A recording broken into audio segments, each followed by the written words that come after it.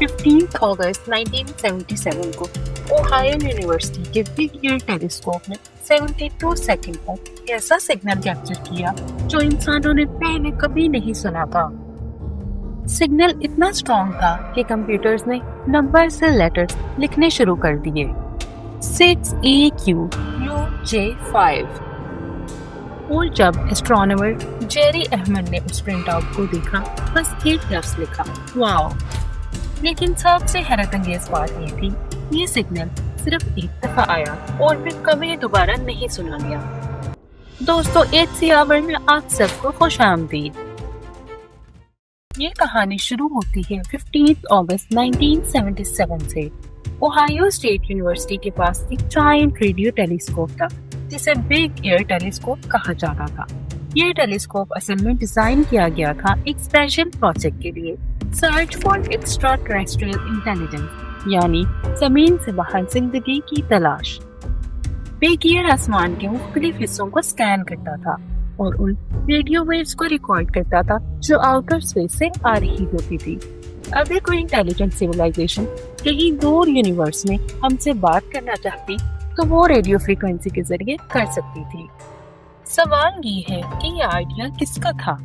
1955 में Cornell university के दो फिजिसिस्ट फिलिप मॉरिसन और जोसेफी कोकोनाई ने एक पेपर पब्लिश किया। उनका कहना था कि अगर कोई एलियन सिविलाइजेशन कांटेक्ट करना चाहे तो वो 1420 मेगाहर्ट्ज फ्रीक्वेंसी पर करेगी। आखिर ये फ्रीक्वेंसी ही क्यों?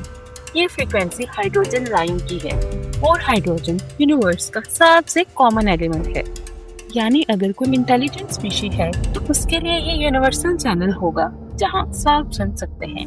इसी थ्योरी की बेस पर ओहायो के बिग एयर टेलीस्कोप को 1973 में इस प्रोजेक्ट के लिए डेडिकेट कर दिया गया और फिर 15 अगस्त 1977 की रात वो दिन आ गया जिसने साइंस के रिकॉर्ड हिला दिए। रात को 10:16 पर टेलीस्कोप में एक अनोखा रेडियो बर्स्ट डिटेक्ट किया।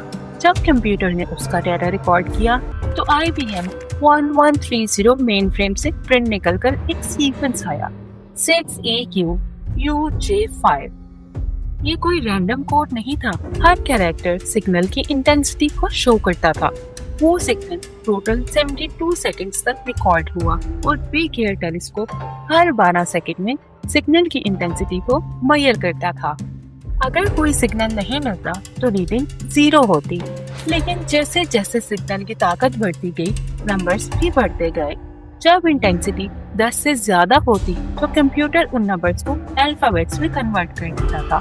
मतलब 10 का मतलब A, 11 का मतलब B और 12 का मतलब C, और इसी तरह आगे बढ़ते गए।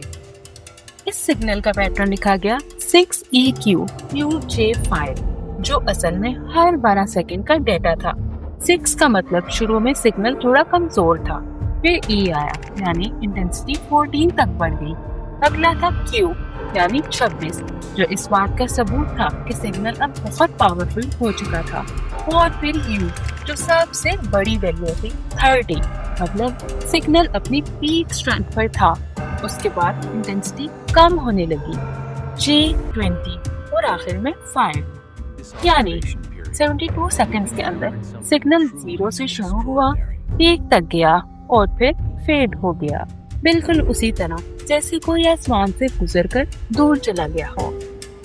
इस टेलीस्कोप पर उस वक्त एस्ट्रोनॉमर जेरी अहमद काम कर रहा था। जब उसने प्रिंट आउट देखा तो वो हैरान हुआ।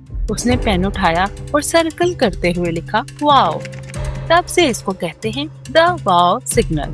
अगर ये सिग्नल किसी नेचुरल सोर्स जैसे कॉमेट या रेडियो इंटरफेरेंस से आया होता तो वो रिपीट होता, क्योंकि नेचर के सिग्नल्स अक्सर साइक्लिक होते हैं, वो दोबारा उसी पैटर्न में मिलते रहते हैं। लेकिन वाओ सिग्नल सिर्फ एक ही दफा सुना गया, ना उससे पहले ऐसा कोई सिग्नल रिकॉर्ड हुआ और ना ही उसके बाद। और सबसे हैरत की बात, ये सिग्नल आया था एग्जैक्ट 1420 मेगाहर्ट्ज फ्रीक्वेंसी पर। ये वही फ्रीक्वेंसी है जो हाइड्रोजन लाइन कहलाती है, जो पूरे यूनिवर्स का सबसे कॉमन और यूनिवर्सल एलिमेंट है। एस्ट्रोनॉमर्स कहते हैं अगर कोई इंटेलिजेंट सिविलाइजेशन हमसे कांटेक्ट करना चाहे तो वो सिर्फ इसी फ्रीक्वेंसी का यूज करेगी। क्योंकि हाइड्रोजन सब जगह मौजूद है और इसी से कम्युनिकेशन सबसे आसान और यूनिवर्सल तरीके से पॉसिबल है। यानी ये सिग्नल इतना परफेक्ट, इतना मैथमेटिकली क्लीन था कि लगता था जैसे किसी ने जानबूझकर भेजा हो। मगर ये सवाल था किसने और कहां से। बिग ईयर टेलीस्कोप का स्ट्रक्चर बहुत यूनिक था। ये कोई गोल डिश नहीं थी जैसे हम मूवीज में देखते हैं, बल्कि एक फ्लैट रेक्टेंगुलर रेडियो टेलीस्कोप था जिसमें 2 फीड हॉर्न्स थे जो आसमान के मुख्तलिफ हिस्सों को स्कैन करते थे। हर हॉर्न एक वक्त में एक डायरेक्शन का डाटा कलेक्ट करता था, लेकिन वाव सिग्नल सिर्फ एक फीड हॉर्न में रिकॉर्ड हुआ, दूसरे में नहीं।